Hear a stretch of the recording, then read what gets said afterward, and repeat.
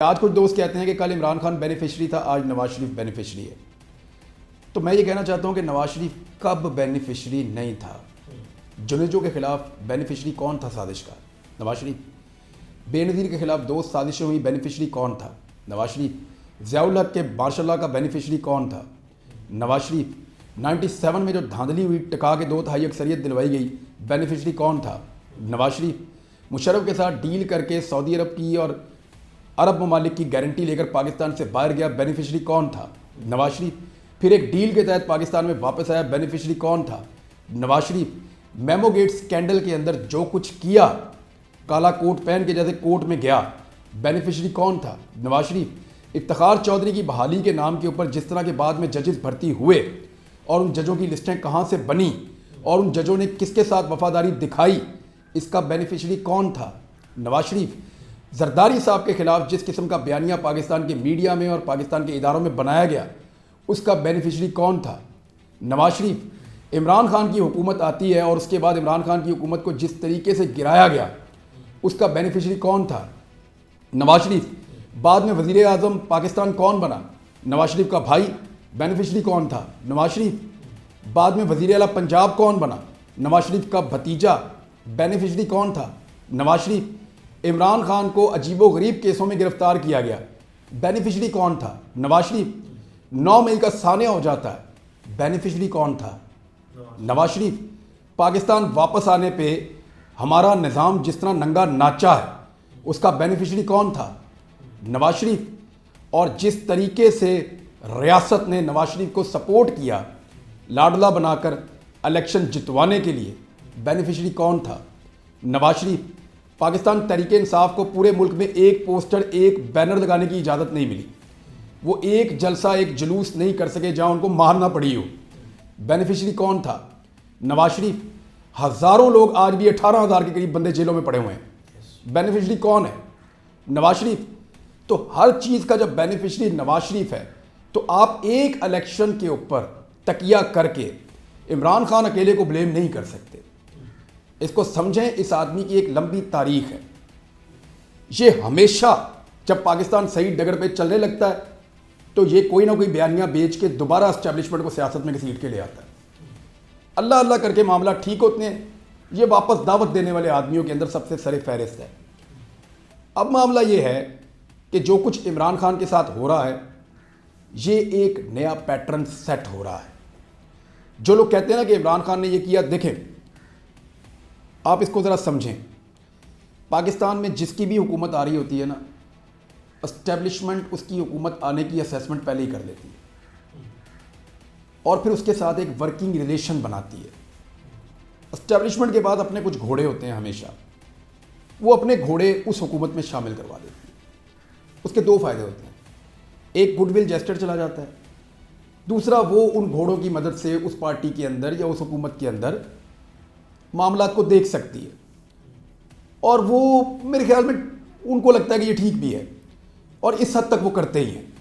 और इस हद तक कोई, यानी ये चीज़ अगर आप डेमोक्रेटिकली देखें आप या इसका क्रिटिकल एनालिसिस करें तो ये गलत है, लेकिन हमारे यहाँ की एक रियलिटी है और इससे कोई बहुत बड़ा वाला फ़र्क नहीं पड़ता था। आप गौर करें ना, 2008 में आइडिया हो गया था एस्टेब्लिशमेंट को कि हुकूमत पीपल्स पार्टी की आएगी, तो जितने भी ख़ास किस्म के लोग हैं, जागीरदार टाइप या जो इलेक्टेबल हैं, वो 15 की तादाद में, 20 की तादाद में, वो ऐसे लोग हैं, चाहे वो आज़ाद जीते हों, चाहे उनको पहले ज्वाइनिंग करवाई गई हो। उन लोगों का रुख मोड़ दिया गया पीपल्स पार्टी की तरफ और फिर उनके साथ एक वर्किंग रिलेशन बन गया। वॉर एंड टेरर जब चल रहा था 2008 के बाद, तो आपको याद है कमरुज़्ज़मान कायरा और DGISPR मिलकर बैठ के प्रेस कॉन्फ्रेंसेस करते थे, वो था एक वर्किंग रिलेशन। वो ज़रूरी भी होता है, हुकूमत और लॉ इन्फोर्समेंट के बीच में या एस्टेब्लिशमेंट के बीच में एक वर्किंग रिलेशन अच्छा होना चाहिए। ये बहुत ज़रूरी है, हमारे जैसे मुल्क में सिक्योरिटी के बड़े मसाइल हैं। तो वो एक वर्किंग रिलेशन बनाने के लिए एस्टेब्लिशमेंट ने 4 कदम आगे बढ़ाए, 2 कदम जरदारी साहब आगे आए और उनका काम चल गया। एस्टेब्लिशमेंट को आइडिया हो गया कि जरदारी साहब बहुत तेज़ी से डीफेम हो रहे हैं।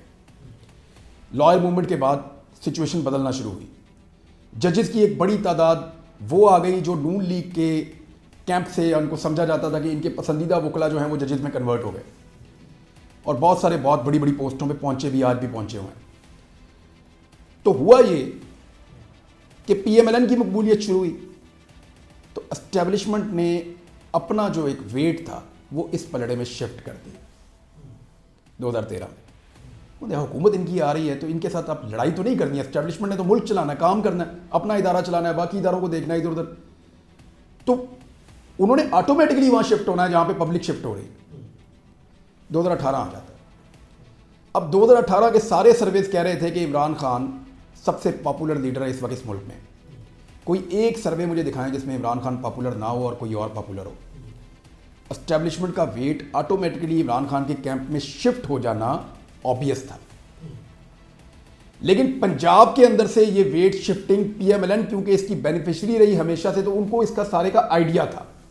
उन्होंने इसको एक्सपोज करना शुरू किया बहुत तेजी से और इसके ऊपर एक नैरेटिव बनाया कि ये सिलेक्टेड है या हालांकि हर हुकूमत ही फिर तो सिलेक्टेड है ना। सबको कुछ 5% की, 7% की, 10% की मदद दे के एस्टेब्लिशमेंट उनके साथ एक रिलेशन बना लेती है और वो उनकी मजबूरी भी है, हुकूमत के साथ काम करना है उन्होंने बाद में। और वही नंबर गेम में सबसे पिवटल लोग हैं, इलेक्टेबल्स। देखिए अगर वो ज्यादा भी जीत रहे हो, पीएमएलएन के वो मेजॉरिटी भी हो, फिर भी ये लोग मैटर तो करते हैं ना कि आपकी ज्यादा मेजॉरिटी हो जाती है। जब पाकिस्तान तहरीक इंसाफ की हुकूमत आती है तो ये नैरेटिव बनाया जाता है, हालांकि कोई नई चीज़ नहीं हुई थी। नई चीज़ पहली मर्तबा अब हो रही है। सारे सर्वेज क्या कह रहे हैं, कौन जीत रहा है? इस वक्त तो यही सर्वेज हैं कि इमरान खान साहब जो है इमरान खान जीत रहा है। इट इज़ फर्स्ट टाइम कि एस्टेब्लिशमेंट का वेट इमरान खान के पलड़े में नहीं आ रहा। नहीं है। बेनज़ीर भुट्टो जब वज़ीर आज़म बनी थी तो तब एस्टेब्लिशमेंट ने ये मान लिया था कि इनकी मकबूलियत है, इनके साथ चलना होगा। उन्होंने अपना कुछ वेट वहाँ शिफ्ट कर दिया, गो कि वो नहीं चल पाई, कुछ अर्से के बाद उनको हटाना पड़ा। फिर नवाज शरीफ साहब की बात बनी और आईजीआई बनी तो वो सारा वेट वहाँ शिफ्ट कर दिया। इस मर्तबा मैं पहली मर्तबा देख रहा हूँ अपनी ज़िंदगी में कि एस्टेब्लिशमेंट का वेट वहाँ नहीं जा रहा जहाँ पे पब्लिक का वेट आ रहा है। ये एक फ़र्क है। फिर जिस तरह से इस मर्तबा इलेक्शन कमीशन ने, पुलिस ने, इंतज़ामिया ने, निगरान हुकूमतों ने कोशिश की है कि नवाज शरीफ को फेवर करें, उससे पब्लिक के अंदर रिएक्शन भी ज़्यादा पैदा हो। इट इज़ फर्स्ट टाइम कि एक आदमी निकाला गया और वो गैर मकबूल नहीं हो रहा। ये भी एक फ्रस्ट्रेशन होती है ना, एक आदमी निकाला गया वो गैर मकबूल नहीं हो रहा, वो मकबूल होता चला जा रहा है, उसके खिलाफ हर हरबा जो है वो उल्टा हो जाता है। तो हमने दो चीज़ें डिस्कस की। एक, क्या ये इलेक्शन अपने टाइम पे हो रहे हैं, आईनी मुद्दत के अंदर हो रहे हैं तो नहीं हो रहे।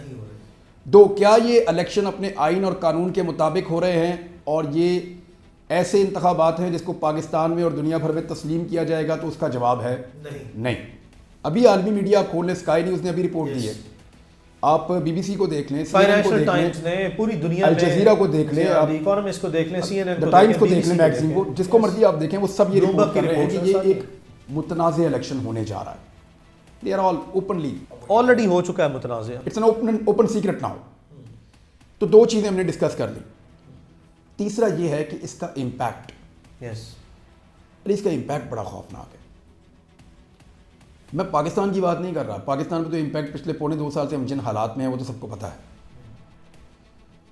यानी मैंने इकॉनमी पे एक पूरा वीलॉग किया और मैंने बताया कि जिस इकॉनमी को तबाहशुदा इकॉनमी कहा जाता था वो इससे कितनी बेहतर थी।